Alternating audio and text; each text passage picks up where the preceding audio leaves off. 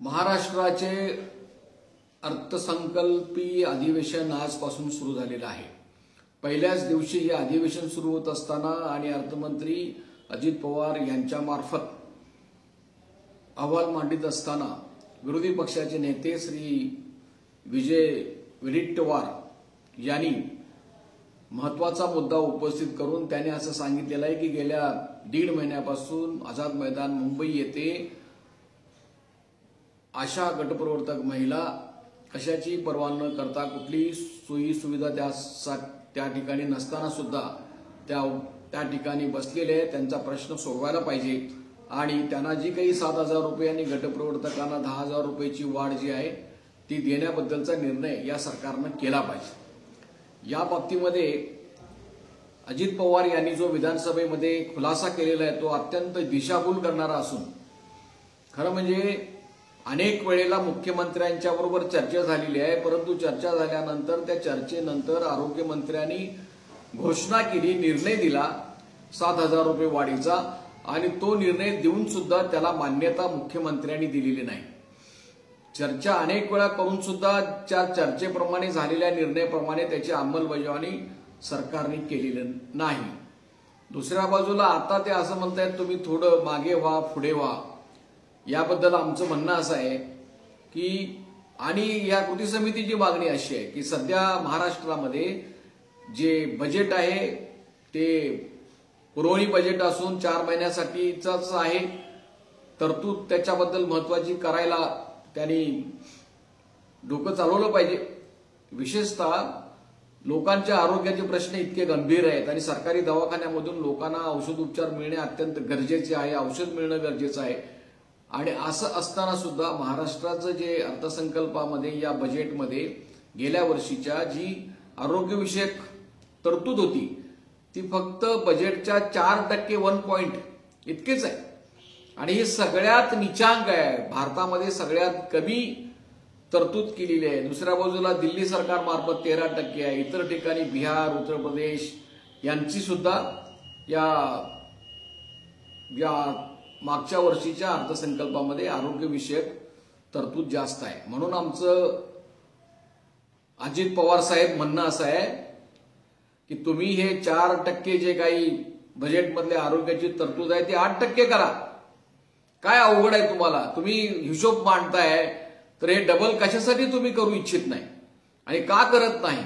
आणि जर महाराष्ट्राचं राष्ट्रीय दरडोई उत्पन्न आहे आणि दरडोई उत्पन्नामध्ये भारत 1 क्रमांकाला आहे, श्रीमंत त्या मानाने राज्य आहे आणि त्यांना अशी तरतूद करण्यामध्ये काहीच अडचण नाही, तर हे दडवून ठेवलं जात आहे, झाकून ठेवलं जात आहे।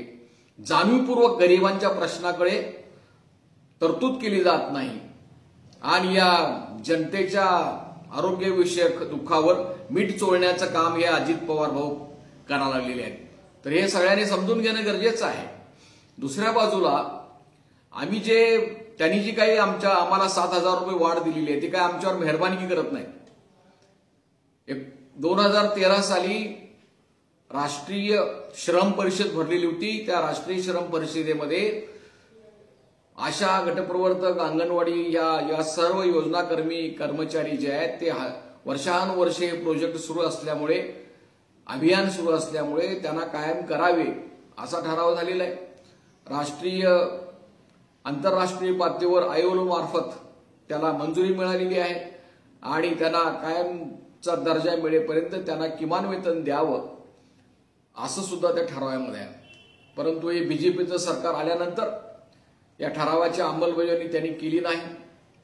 त्याच्यानंतरच्या राष्ट्रीय श्रम परिषदेमध्ये जाणीवपूर्वक हा विषय डावलला गेला आणि या पद्धतीने बोगस योजना मांडून लोकांची दिशाभूल करणे आणि प्रत्यक्षामध्ये मात्र जे आरोग्य सेवेचं काम करतायत त्यांना त्रास करणे, त्यांच्या पोटाला चिमटा घेणे, त्यांनी उपासमारीमध्ये काम केलं पाहिजे अशा पद्धतीची भावना व्यक्त करणे हे जे सगळं चालू आहे। त्यामुळे आज नाईलाज असतो आशा आणि गटप्रवर्तक महिलांना संप करावा लागतोय, उन्हातानामध्ये आझाद मैदानमध्ये बसावं लागत आहे आणि त्यांनी जो घेतलेला निर्णय आहे तो घेतलेला निर्णय घेत नसल्यामुळे किती गंभीर परिणाम होत आहेत। सर्व आरोग्यविषयक कामं थांबलेली आहेत आणि अशांना रोज त्रास चालू आहे। संप सुरू आहे आणि जो निर्णय घेतलेला आहे सरकारने ते कशासाठी मंजूर करत नाही. त्यांना द्यायला परवडतं ते बजेट का वाढवत नाहीत आहे त्या बजेटमध्ये सुद्धा शक्य आहे. राष्ट्रीय आरोग्य अभियानाचं 2022 मध्ये जे बजेटमध्ये तरतूद होती 5,650 कोटी रुपये होती. त्याच्यामध्ये ऑक्टोबर महिन्यापर्यंत फक्त त्यांनी 1,300 कोटी रुपये खर्च केलेले आहेत.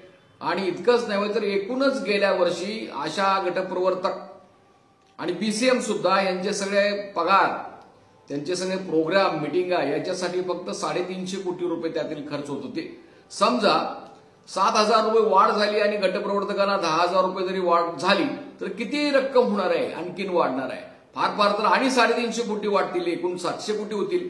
पण तुमचं बजेट 5,000च्या वर आहे आणि जर हे तुम्ही आता डबल केलं तर ते 10,000 होऊ शकतं. काहीही अडचण नाही. परंतु जाणीवपूर्वक महिलांची चेष्टा करणे ही एक पुरुषी विकृत मनोवृत्ती आहे की ज्यांच्याकडून काम करून घेतलं जात आहे त्यांना त्या कामाचा मोबदला बरोबर द्यायचा नाही.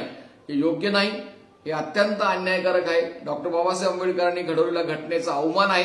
स्त्री पुरुष समानता न मानणारी ही मनोवृत्ती आहे आणि त्यामुळे की हा निर्णय व्हायला पाहिजे. आज पहिल्यांदाच गेली 5 महिने हे जे आशा गटप्रवर्तकांचं आंदोलन चालू आहे त्या आंदोलनासंदर्भात विरोधी पक्ष नेत्यांनी प्रश्न उपस्थित केला. अर्थसंकल्पीय अधिवेशन सुरू होतानाच प्रश्न उपस्थित केला. अध्यक्षाने तो अडवण्याचा प्रयत्न केला. औचित्य भंगाचा प्रश्न आहे, योग्य पद्धतीने विचारा, ही उत्तरं त्यांनी दिलेली आहेत.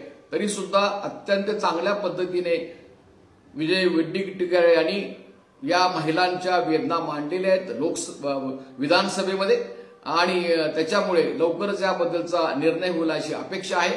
निर्णय होईपर्यंत आपल्याला हा संघर्ष सुरू ठेवायचा आहे आणि तो संघर्ष सुरू ठेवत असताना झालेल्या चर्चेबद्दल सुद्धा आपण हुरळून जाता कामा नये. आज निर्णय झालेला नाही, विधानसभेमध्ये फक्त चर्चा झालेली आहे. त्याचा निर्णय जो आहे तो मुख्यमंत्री उपमुख्यमंत्री यांनी घ्यायचा आहे. त्यांच्या ते हातात आहे आणि त्यांच्या हातात असून सुद्धा ते हात आखडून बसलेले आहेत आणि म्हणूनच त्यांना आपल्याला आणखीन जोरदार तयारी करून आझाद मैदानामधील जे आंदोलन आहे ते आणखीन तीव्र करा. जे अजून घरात बसलेल्या आशा आणि गटप्रवर्तक आहेत त्यांनी ताबडतोब मुंबईला येण्याची तयारी करावी. तरच आपल्याला ह्या निर्णयाच्या बाबतीमध्ये सकारात्मक गोष्टी घडणार आहेत. हे अर्थमंत्री म्हणतात की आम्ही सकारात्मक आहोत. काय नुसतं सकारात्मक असून उपयोग? उपाशी मारताय, संपाची चेष्टा करताय, मान्य केलेल्या मागण्यांची तुम्ही मंजुरी देत नाही. कसलं सकारात्मक हा आहे? तर हे सर्व असल्यामुळे सरकारने निर्णय घ्यावा, त्याचा आम्ही जरूर स्वागत करू आणि आपल्याला उद्या सुद्धा महाराष्ट्रातल्या सर्व आशा गटप्रवर्तक महिलांनी जोरदार संख्येने आझाद मैदानामध्ये यावं अशी विनंती करत आहोत. अत्यंत कठीण परिस्थितीतून आपण जात आहोत. ज्या आशा महिला मुंबईला येऊन गेलेल्या आहेत, ज्या 8-8 दिवस 10-10 दिवस राहिलेल्या आहेत, आंघोळ न करता कसलीही सुविधा नसताना आझाद मैदानमध्ये त्या ठिकाणी मुक्काम करून त्यांनी जे हाल सोसलेले आहेत ते घरात बसणाऱ्या आशांनी गटप्रवर्तकांना समजणार नाही. त्यांनी सुद्धा या मैदानामध्ये उतरलं पाहिजे, आलं पाहिजे. त्याची जोरदार तयारी करा अशी आपल्याला माझी विनंती आहे. मी शंकर पुजारी. हे जे YouTube चॅनल आहे ते आशा गटप्रवर्तक महिलांच्या हितासाठी आंदोलनासाठी राबवलं जात आहे. ते तुम्ही सबस्क्राईब करा, फॉरवर्ड करा, लाईक करा अशी आपल्याला आणखीन एकदा आग्रहाची विनंती करून मी आजचे हे मुद्दे पूर्ण करीत आहे. धन्यवाद.